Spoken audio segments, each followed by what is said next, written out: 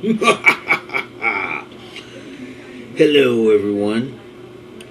Hope you all had a wonderful Monday. For me, it was pretty good and busy as it has been for the last couple of weeks, but getting a lot better for I've been getting a lot more stuff done. And how it is time for spooky places.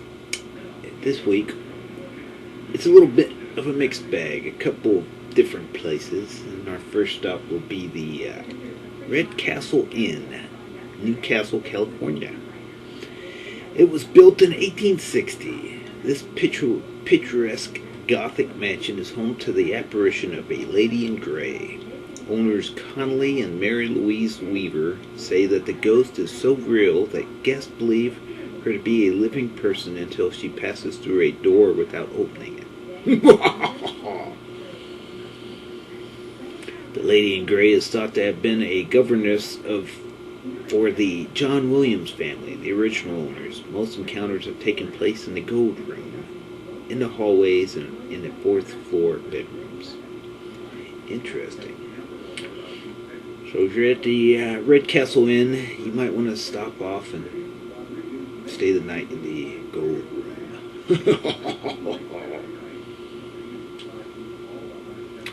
We then move on to the Drake University Observatory in Des Moines, Iowa.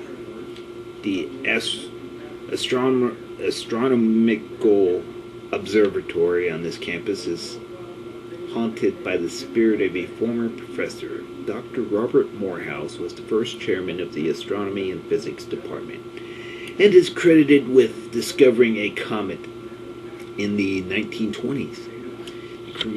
Cremated remains of Dr. Morehouse and his wife were interned in the wall of the entryway of this beloved observatory. Witnesses have reported strange feelings being watched or brushing against an invisible presence, especially in the basement work area. Some students insist that an unknown force sometimes corrects mistakes in calculations in their observation logs.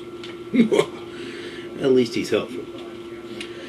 If you're going to have a ghost, it might as well be able to help you out, especially if you're bad at math and you're making mistakes. We move on to the Gefsky House, Beverly Hills, California. The Gefsky House has its fair share of living and dead coming and going at any time. At any one time, apparently. The ghost of Ann Baxter's husband, actor John Hudiak, haunts their charming hillside home.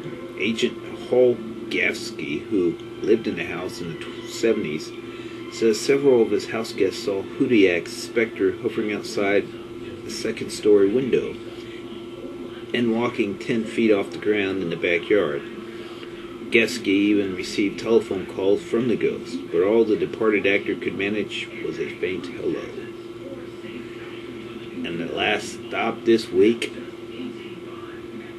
Sather Tower, Berkeley, California.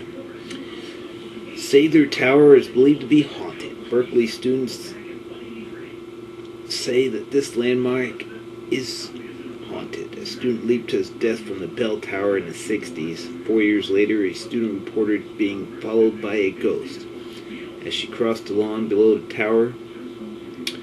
Then in the late 60s, a photographer took a picture of a phantom hand reaching out of the same grassy area. Well, that is it for this week's, my friends. I hope you all enjoyed the tales. May you all have a spooky night.